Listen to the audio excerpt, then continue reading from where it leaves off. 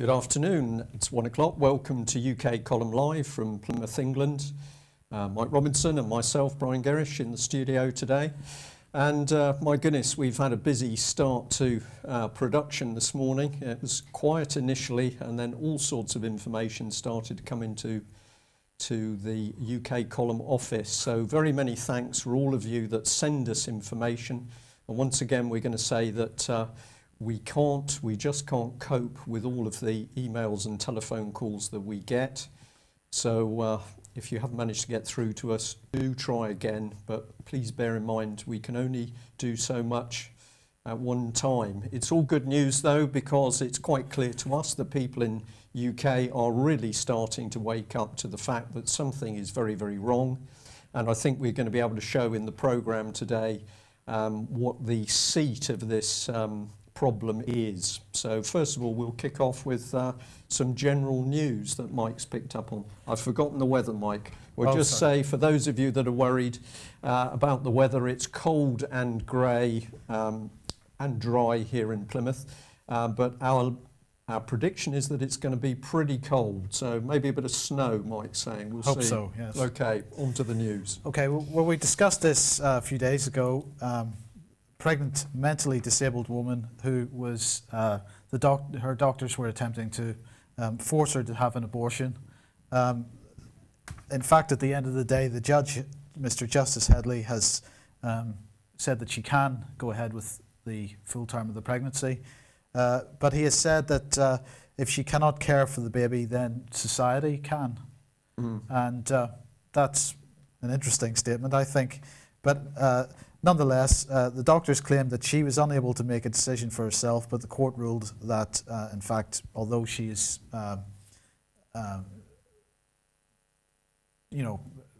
educationally disadvantaged, she is quite capable of making this decision for herself, and it seems like she does have support. So well, good luck. What we obviously need to see what happens now, because of course the people who will make the subsequent decisions after the birth of the child will be social services, and how they comment will be interesting. Well, that's a good point, and it's ties in nicely to this story, because the BBC is reporting that the government has issued an adoption map to encourage would-be adopters. And as we know, the government has high on its agenda to increase the speed of adoptions, reduce the time it takes to get children adopted. And as we know from our research and the people that have spoken to us and the work that we've done the last few years, many of these children that are up for adoption are being taken away forcibly from their parents with no real justification. And so the government is accelerating the adoption process. And they've created this rather handy map for people to look at so that they can see where is the greatest availability of children for adoption. And I believe the darker colours signify a higher availability of children. Yeah. That's correct. And of course, I think we comment on this, that all of the other information we're looking at is that this is part of a massive cross-party attack on the family unit. So if people are saying, well, why is the UK Column picking up on this subject? Surely this is a good thing that we're looking for parents, adoptive parents for children. Well, of course, there are many children who do need caring, loving, adoptive parents. But if you dig deeper into this, what we are seeing is this very cold, calculated political agenda, which is designed to break apart, in particular, the heterosexual family. And for those of you who are new to this sort of topic and this idea, start to do some research, in particular around the wonderful word heteronormativity, and you will see that many people in the government's think tanks have got some very, very different ideas about how children should be brought into the world, and in particular who should be caring for them and educating them. And the overwhelming inference is that the state is going to do this, not the average parent. So a very, very interesting subject. Okay, speaking of, we mentioned the cold weather coming. This really is a ridiculous article in the Mail, and I just wanted to highlight it because somebody's taking the mickey here, really. This is Simon Burns, who's Transport Minister. It was reported some time ago that he was having a chauffeur-driven car to get him from, it's only a few miles from his home in Essex to... £80,000 a year or something. £80,000 a year, that's right.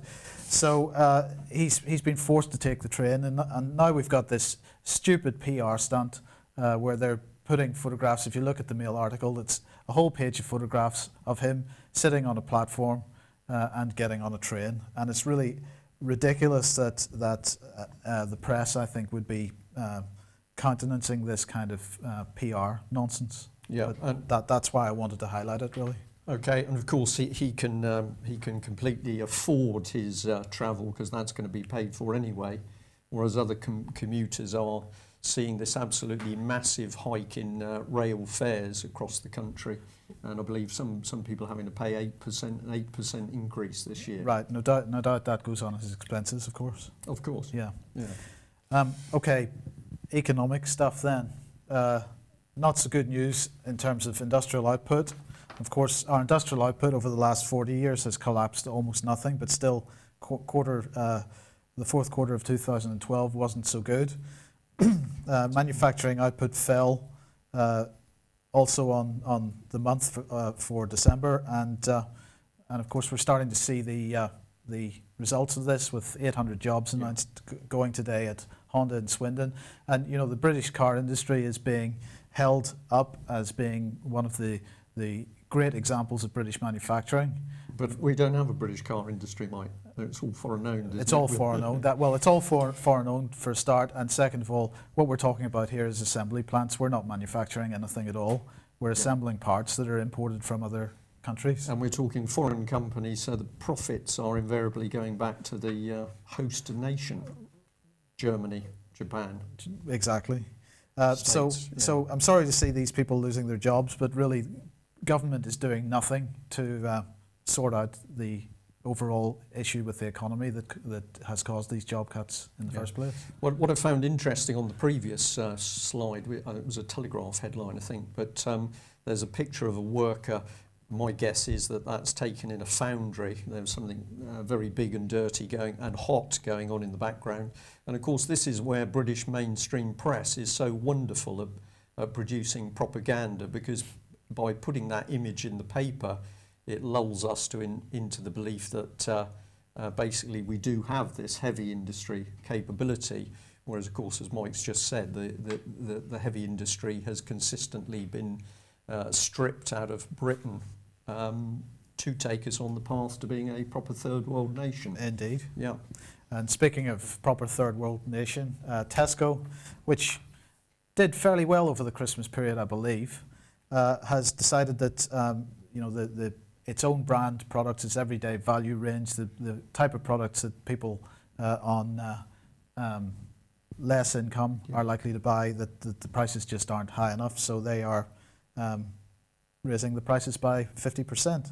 Yeah, and of course we're now really experiencing the what happens when we have the nation's food supplies in the hands of the very few. So whilst much is made of the competition between the mainstream supermarkets, at the end of the day we've got a few corporate interests and indeed some family interests that are now controlling the bulk of the nation's food supply. I would have guessed that if we talked to people shortly after the Second World War, where we said to those individuals, well, actually, we're going to give control of the nation's food supply to a number of unknown but very powerful and wealthy individuals, they would have been horrified. So this is the situation we're in. Is it accidental? We would suggest not. No. And of course the LIBOR scandal rumbles on. RBS executives under pressure to resign. They're not under pressure from the police to appear in court, unfortunately, but they are under pressure to resign and to give back their bonuses. So, yet another British bank being drawn into the LIBOR scandal. Well, yeah, but of course we've got this intimate friendship, haven't we, between the mainstream banks and our leading politicians. So, whether it's Mr. Blair in bed with JP Morgan, or it's Goldman Sachs, or it's dinner parties with the Rothschilds, or it's HSBC for Mr Cameron, if I've ever got that one right, I think it is. Is it any wonder that we're not seeing control over the fraud in the international banking cartels, because the politicians are basically owned by them? And if you think we're being a bit tough for a Friday and reporting the news, I think we've got some fairly interesting stuff still to come. So, Piers.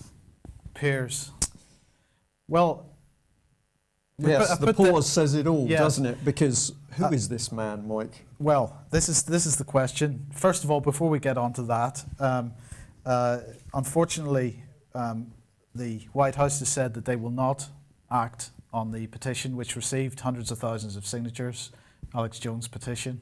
And that was a petition to remove him from the country. Remove Piers Morgan from the country. Now, what a brilliant petition. Now, of course, we do know that he can't really come back to the country at the moment because he's got some questions to answer over the hacking inquiry. And actually, the arrogance of Piers Morgan at the Leveson inquiry was quite impressive, I thought. Nonetheless, as people know, Piers Morgan has been interviewing various people regarding the gun control issue in the United States over the last few days. So he had Alex Jones on, and then he had Mr. Pratt on, and we showed a bit of that yesterday. I'm going to show another clip today. And really, I'm less interested in the gun control issue and more interested in the arrogance of this man, that he's gone over to the United States and is dictating to them how their country should be run. Well, this is absolutely it. He uses some remarkable language in this clip, which is the bit we're focusing on. Who is Piers Morgan?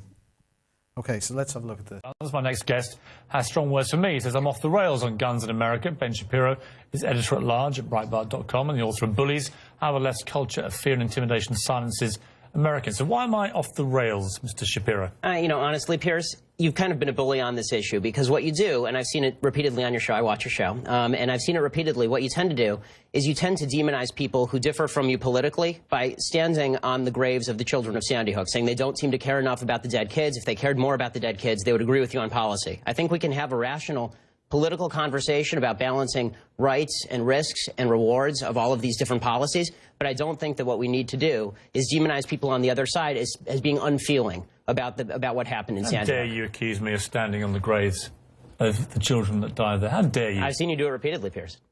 Like I say, how dare you?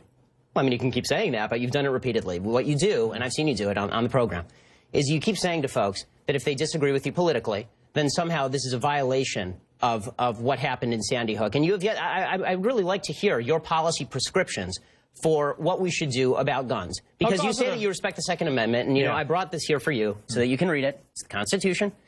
And I would really like for you to explain to me what you would do about guns that would have prevented what happened in Sandy Hook. Deliberately trying to frame this as a left-wing attack on the American Constitution and the Second Amendment. It's exactly what you've tried to do. You come in, you brandish your little book as if I don't know what's in there. My little book, that's the Constitution of the United States, our founding document. I know what's in your Constitution. Do you really? I've been debating this for a very long time. Then you should read the Second Amendment again. I know the Second Amendment. What I haven't heard is one coherent reason why any civilian in America needs an AR-15 military-style assault weapon. Tell me why you need one. I told you why the general population of America, law-abiding citizens, why do they need those weapons? They need them for the prospective possibility of resistance to tyranny, which is not a concern today. It may not be a concern tomorrow. Where are you expecting the tyranny to come from? It could come from the United States because governments have gone tyrannical before. Do you understand how absurd you sound? Here's where you go into the absurd and the bullying. You're absurd. You're stupid. I understand that. I'm not the one that came in here and accused you of standing on the graves of dead children. Because you're the one who's doing that. Bullying. Punching back twice as hard. Bullying. You know what I call it? Punching back twice as hard in the words of President Obama. That's what I call bullying. And this is astonishing. What's astonishing What's astonishing about it is that for weeks now, you have been saying that anybody who disagrees with your position is absurd, idiotic, and doesn't care about the dead kids in Sandy Hook. And then when I say that that's a bully tactic, you turn around and say, I'm bullying you for saying that. It's absurd. It's ridiculous. Okay, so there you go. Unbelievable. Well, you know, I when I first saw this and heard this clip, you are stunned, I think is the right word, by the sheer arrogance of Piers Morgan. This little book.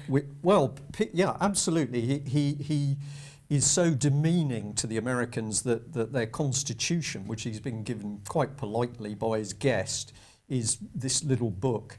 So we've got Piers Morgan, a man who's worked within the very newspaper media industry, which is being picked up for all sorts of corruptions and dirty dealing and phone hacking.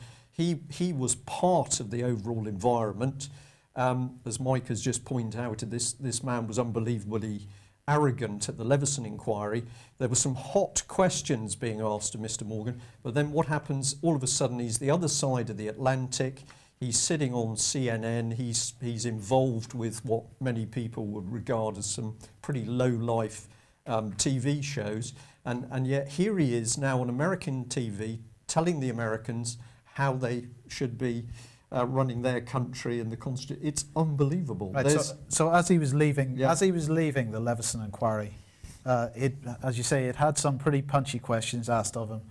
But he gets up in his arrogance and he says that he felt like a rock star having an album brought out from his back catalogue of all the worst ever hits. And you know, he had been exposed during the Leveson inquiry as being aware of the little trick of, as he called it, of listening illicitly to other people's voicemails, and he bragged about it to Jeremy Paxman. So this guy has committed offences, I believe, but he doesn't seem to be up in court along with our red-headed friend and Mr. Coulson. So right, and we understand that the petition that was Alex Jones's petition to get Mr. Morgan removed from America, it received enough votes for the White House to have to comment on it. Right, so 25,000 votes were required for a White House response, and it received well over 100,000 signatures. It's only been going for a short time, but the White House decided that Morgan can remain in the US. Perhaps that's because the British government it'd be a bit inconvenient for him to come back at this point. So he's been sent over there to actually get a grip on the American media to get them doing the right thing. Exactly. Yeah. He's part of, he and Obama are very close. Very close, yeah, it seems. Yeah. So the bit that we're focusing on here is not only the arrogance of Piers Morgan, is the secondary, in fact it's the primary part which is simply not discussed by American mainstream media and press, or indeed in Britain. Why are so many American people keen to keep their guns? And it's this statement, resistance to tyranny, where millions of people in America are desperately concerned as they see an erosion of civil rights and liberties, which are coming in under the Obama administration. And as we pointed out yesterday, the Americans are now at the stage where not only are these draconian checks at airports being carried out, but American military, Army and US Marines appearing on the American streets in very, very high-profile exercises with little announcement to ordinary civilians. They're stopping people in cars, they're checking people's identities. So here we have what is supposed to be the greatest democracy on earth, where American military are on the streets, and of course this is starting to be in direct contravention to the US Constitution, which is why people are starting to say, and now you the government, the American government, want to take our guns. Something very nasty is going on here. And perhaps we can introduce the next topic here because it ties in, doesn't it? Right, well, a couple of years ago, John Hurst presented a little video clip of Schaefer Cox at the British Constitution Group conference. And basically, Cox was talking about the establishment of common law courts. He was talking about networks of people effectively providing oversight in the event that somebody was stopped by the police, say that an alert would go out and suddenly 50, 60 people would turn up at the scene, and that the police's attitude would change. So that was the reason that we were presenting that little video clip. And Schaefer Cox has been campaigning for quite some time now. It seems, however, he's been doing some other things which may have been less clever, and he's been caught handling illegal firearms, and he's basically now being branded as a militia seditionist, a militiaman. He's been put in prison for 26 years along with a colleague, and and but the press coverage of this is extremely one-sided, I would say. Yes. And we just emphasise here that the original topic that this man was talking about, which is the fact that in America, just as in Britain, the whole power of the common law court has been undermined and stripped away. And if you're listening to the show and you're not aware of if you're listening to the show today for the first time and you're not aware of some of these issues, the key factor is that in Britain, our common law has been totally undermined by bringing in statute law, and what we're effectively seeing is people coming into secret courts, particularly with the family courts, where there is no jury, there is no press. We simply have a judge supported by, of course, barristers, solicitors, local authority people making decisions behind closed doors. These are star chambers. This is straight out of East Germany, Stalinist era.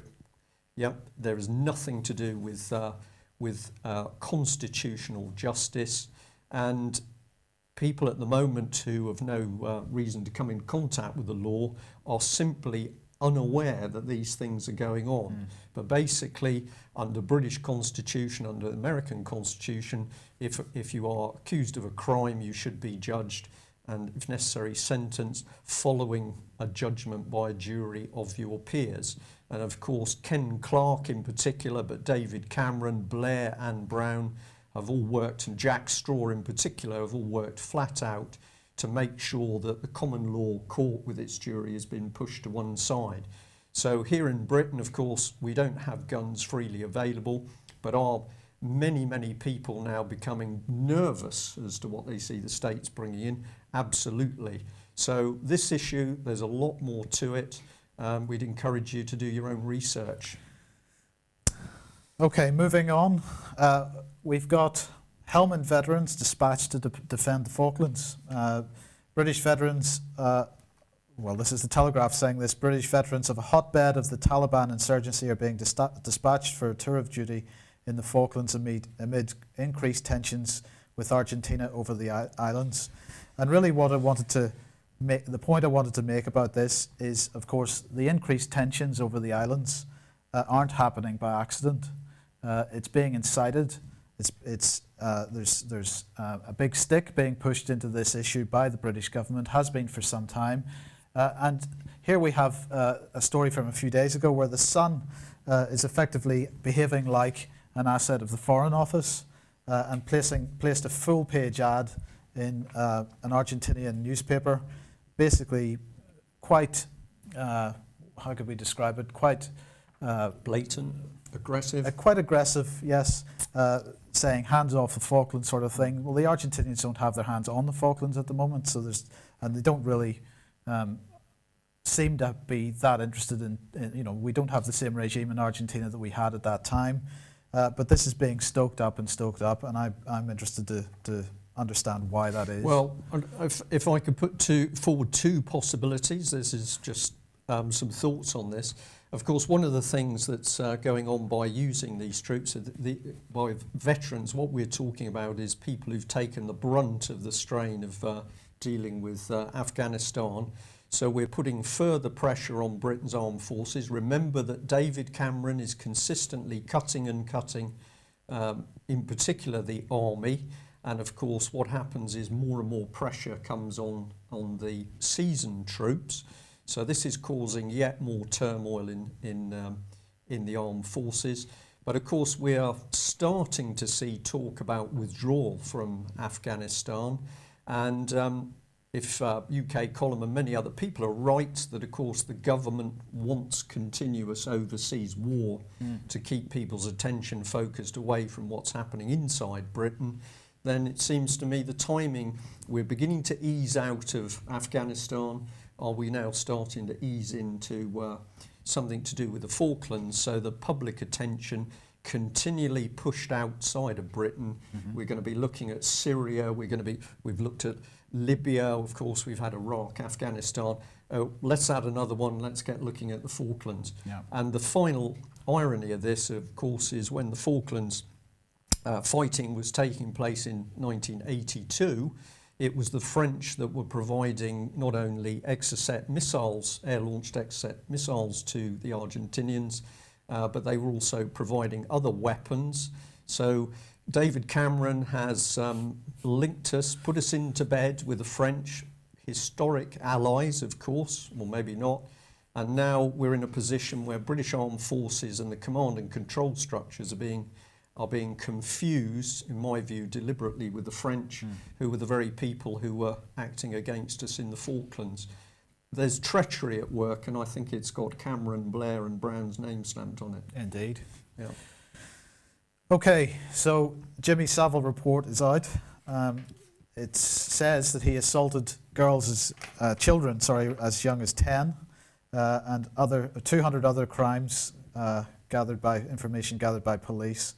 The 30-page cover-up called Giving Victims a Voice will describe, according to the Guardian here, will describe how the celebrity abused up to 500 children and young people and may have raped more than 30. Just interesting they've used a black and white photograph there. And in that Guardian one, if we just, we've got it on screen there.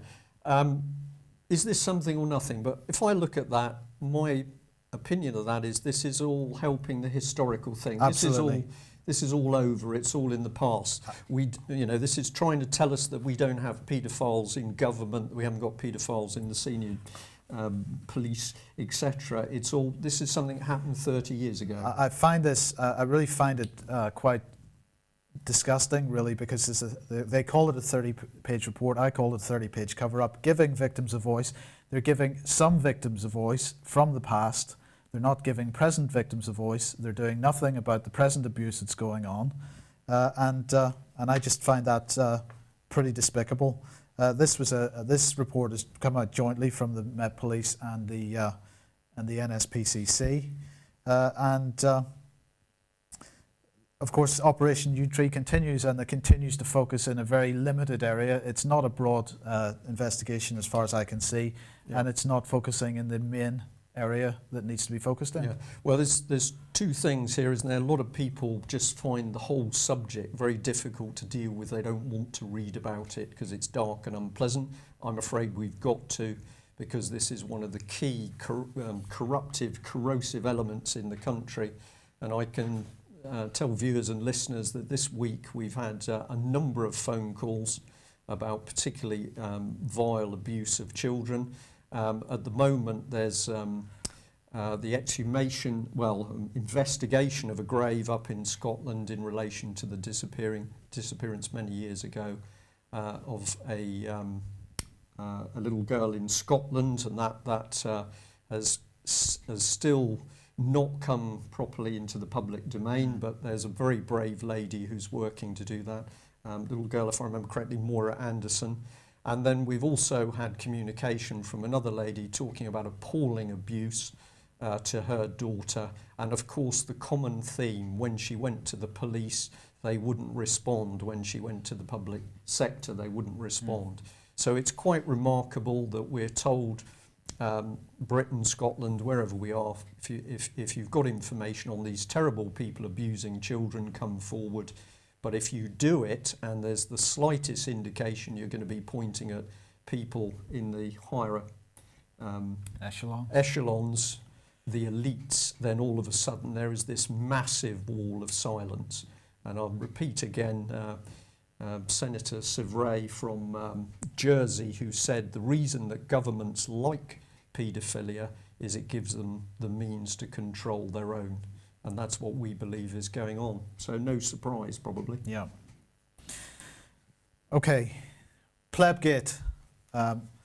This is a report from the Scotsman. The Plebgate affair could have been a gigantic conspiracy, number 10 believed. I'm going to say I believe it is a gigantic conspiracy. Now, number 10 is pretending that this is a gigantic conspiracy against Tories. What's his name? Andrew Mitchell. Sorry. Yeah. But in fact, I believe this is a gigantic conspiracy against the police, one of several that are ongoing at the moment in order to demonise the police. I think there's an effort to restructure the police in Britain and get certain people out of position. Good policemen and women. Exactly. That's exactly what I think is going on. This article, and I've seen it reported elsewhere, is implying that Sir Jeremy Haywood, the Cabinet Secretary, really had seen the CCTV footage that of course came out several weeks after the events happened. The report saying that Haywood saw the CCTV footage and felt that there were some discrepancies between the footage and the reports in the press. But as we know, at the time, they didn't do anything about that. He says he saw the CCTV, but they didn't do anything to refute the allegations that were in the press. They permitted Mitchell to resign. Sorry, I keep forgetting his name. Well, He's it's a not very really forgettable worth person. remembering his name, is it? So they permitted Mitchell to resign, thereby blowing the thing out of all proportion. And now they've come back and they're still trying to keep this thing going in the press. It's, I believe, a conspiracy against the police. Yeah, well, no doubt viewers and listeners are not going to believe what I'm going to say, but in fact we do a lot of preparation of the programme material, but very often due to the time constraints, the order which things get put together is quite tight. And so we've come up with the fact today that we've got to this point on Mitchell and conspiracy. And I'm going to take us on through to show you really where the conspiracy is at the heart of government. And of course, we've got to go for this very larger than life gentleman, Eric Pickles. This was a Telegraph report from a few days ago, well, a couple of weeks ago now, I think, where Eric Pickles is telling councils to stop spending money on expensive leadership courses. And in particular, he singled out, this is part of his advice in a booklet, 50 Ways to Save, it's singled out courses run by Common Purpose, a charity which encourages networking amongst its graduates, and it's been described by critics as the left's version of the Old Boys Network. So I've mentioned this topic again, but we've got some extra information which came in today, and we are getting to the heart of this issue now. Eric Pickles at the heart of the Tory party, and he is going public saying that Common Purpose is an organisation which should not be trusted. It's not delivering any form of value for money. Don't deal with it. So let's actually have a look at what's going on in the background. And if anybody was to say to me that Eric Pickles doesn't know what's going on, I'm going to say you must be joking. And we've got to come on to this lady. And some of you may have seen these images before, but we're going to really put them into context. Here's a lady, Lin Homer, who is at the centre of government at the moment. You'll see what she's up to, but let's have a look at her track record. So she was Chief Executive of Birmingham City Council at a time when Birmingham was described as a banana republic for electoral fraud, where the rule book had been thrown out of the window, and the person responsible for the conduct of elections was Lin Homer. So she eventually disappears with a trail of incompetence and chaos in Birmingham. What do you do with her? Well, you put her in charge of the UK Border Agency, and it can be no surprise to an ordinary individual with a bit of common sense that if you put a woman like that into another organisation, you're going to see the same thing. So this is not UK Column Live's words, this is straight out of comment that's come from the government itself. She presided over years of chaos at the UK Border Agency, years of chaos. This is one of the more serious comment. The Chief Inspector of Borders and Immigration's report has shown that assurances given by senior UK Border Agency officials to the Home Affairs Select Committee about security checks on cases and the size of the backlog appear to be incorrect. I can say today that we actually know it's gone further than that, and we have members of government saying that this lady has actually misled committees. So let's move on. Where does she go? Well, she gets promoted out of that into the Department of Transport, and then let's get her somewhere where she can really do some damage. So we put her into Revenue and Customs. And of course, she hadn't been there long before we had the scandal of the fact that we've got major corporations and organisations that are not paying enough tax. So this lady everywhere she goes is a trail of chaos and destruction. But she gets praised because Sir Gus O'Donnell here, head of the civil service, welcomed the announcement that she was being promoted and said she had a wealth of experience working in the public service in central and local government. She's going to excel in her new role. Now, what I'm going to get people to think about is her role actually to slowly collapse organisations and democracy in UK? That's the question. You can decide. So today we were amazed and stunned, and we'd like to thank the member of the public who sent us a series of emails. These have come through a Freedom of Information request. But the first one here is Common Purpose, 27th of March 2012, sending an email to Lin Homer, basically asking whether she'll get involved with them again and help them with courses.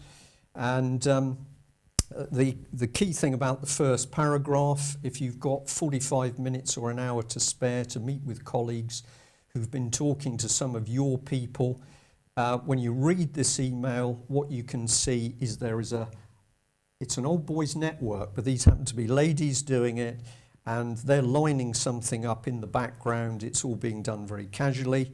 And here's Common Purpose saying they need to get an insight into Lin Homer's new role.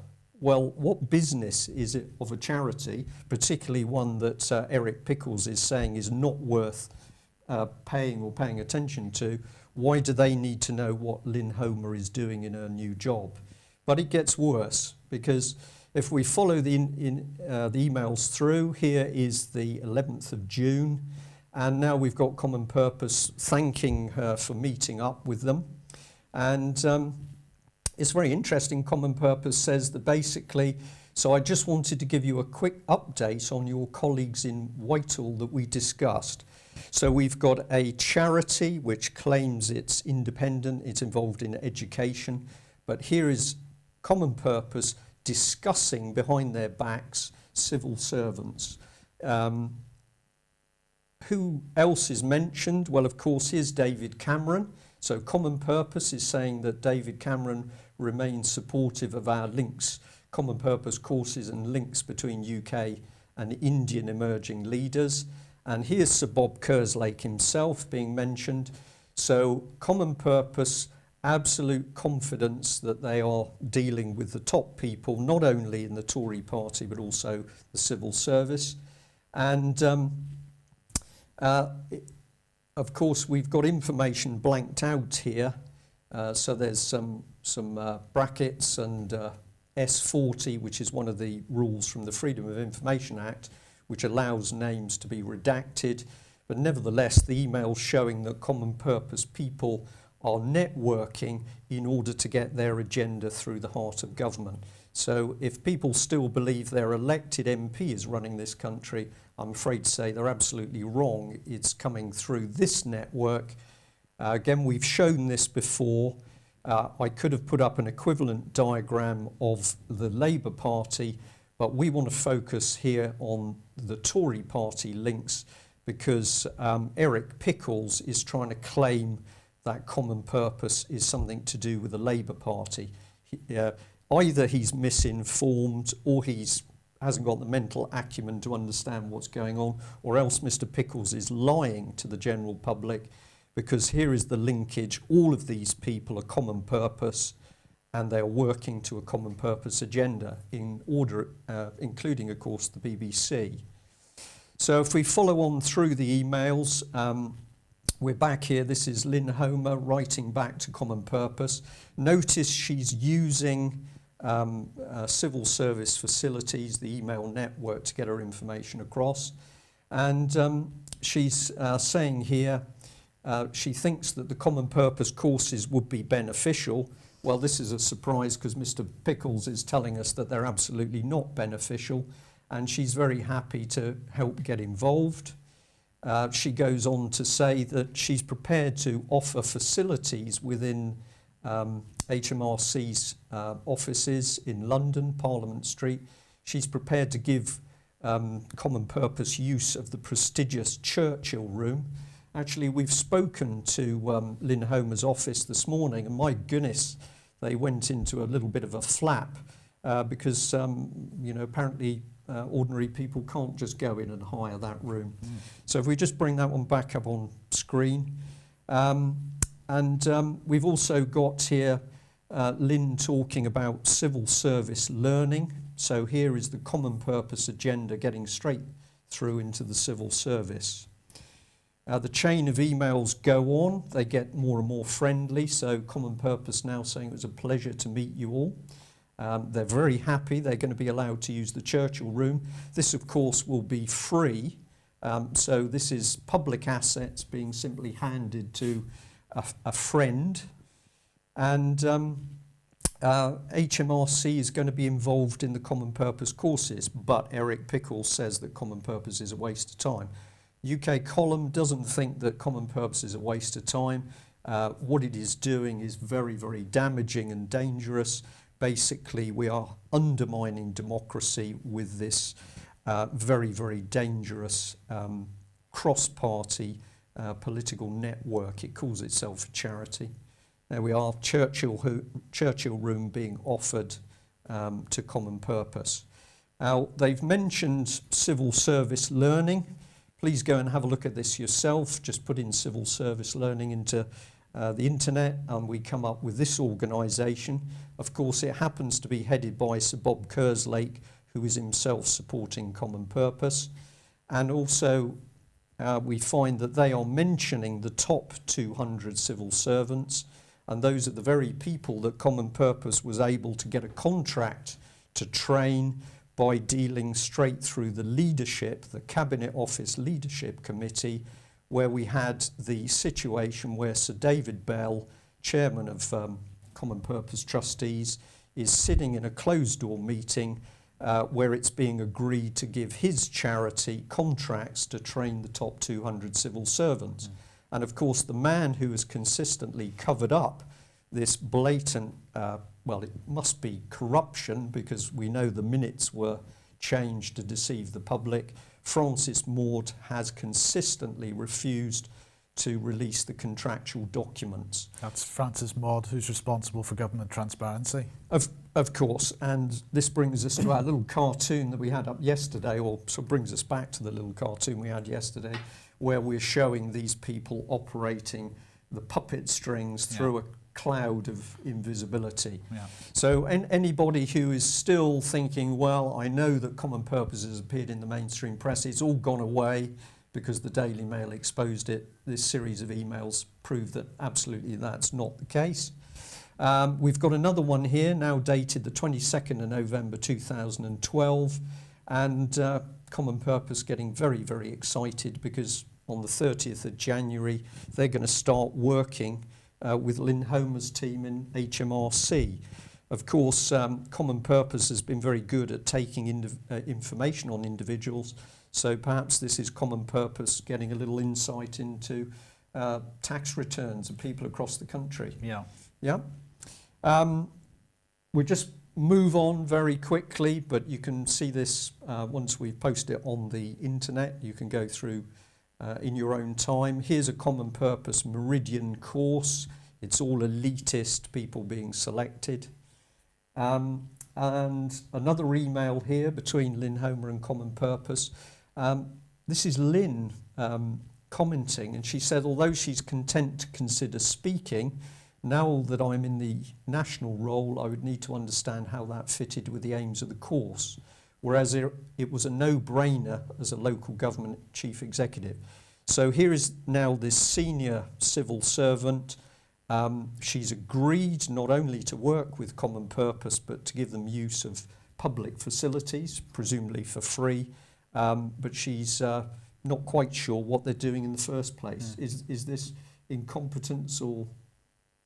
It's mind-boggling, isn't it? And Meridian, Common Purpose commenting here, and it's saying that the London group are leaders from a range of different organisations. So do get onto the internet, have a look at who Common Purpose considers to be leaders. Deutsche Bank, Lehman Brothers, I think they went bankrupt. Yeah. JP Morgan, Goldman Sachs, Rothschild, Deutsche Bank. You just have a look at who Common Purpose thinks are the leaders. Here's Boris Johnson. Oh dear, another top Tory. So Eric Pickles is apparently too silly to understand this man's involved in Common Purpose. And of course, what is Common Purpose using? Applied behavioural psychology. And the government knows perfectly, British government knows perfectly well what it's doing, because it's selling the expertise of reframing people's minds. Their social, political beliefs can be changed. Common Purpose working hard to do that. Here's a major sponsor of Common Purpose, the Deutsche Bank. And oh dear, here they are getting involved in tax evasion. So look at the funders of Common Purpose, and we can come back to fraud and corruption. We're going to link in with what we dealt with yesterday, which is we pointed out that Libya, having been smashed to pieces by Britain, America and NATO, is now being rebuilt with the help of Common Purpose, who's coming in to help train the new government in Libya. It's quite frightening stuff, isn't it? I'll just jump over this. Behavioural expertise going to Australia. And then we're going to leave you really thinking about this stuff, but this is a Mail article from the last couple of days where a hypnotherapist has been imprisoned for basically sexually assaulting a young girl who he's put into a trance-like state. You can find this article very easily yourselves, but basically the judge said he was appalled that there were no proper controls and checks over those saying that they're carrying out therapy. Now, the point about this remark is that if we go to the Independent here, whereas if you are a clinical psychologist or a psychiatrist, there are very, very tight controls over your training, your knowledge, your suitability to practice. Anybody can put up a sign on their door saying they're involved in psychotherapy, and you can have, as the judge pointed out, a week's training and you are starting to mess with people's heads. And of course, sexual assault could be one thing, but long-term mental illness or mental damage is another possibility. Is this real in this country? Well, UK Column has put up this diagram before, which is essentially showing that throughout the heart of government, it was done through the Deputy Prime Minister's office with Mr Prescott in the Blair era, but it's now being done through the Cabinet Office with Francis Maud, Sir Bob Kerslake and, of course, David Cameron. The government is actively using this applied behavioural psychology in order to skew the way we think and behave. So I've thrown a lot in there on a Friday, but I'm going to say if anybody's got any doubt as to why we're seeing this decline into chaos in UK, when we get in amongst who is really controlling the political agenda in not only in Westminster but the civil service, it certainly isn't our elected politicians. It is something much darker and deeper. And over the next couple of weeks, we're going to come on to networks and how these very dangerous political, quasi-political networks are damaging this country. Yes. Are we done? We're done. Okay, we're going to say thank you very much for joining us today. As always with UK Column Live, without any form of licence fee, you get more time than we expected. What could be better than that? Do research what we are putting over. Don't believe what we say. Check it yourself. Keep passing us the information and chins up, because it's fantastic the amount of people who are now coming forward, particularly professional people who are saying they now recognise that something's very wrong and they're hungry for information on what. If we want to stop it, we need to expose it. Thanks very much. Bye-bye.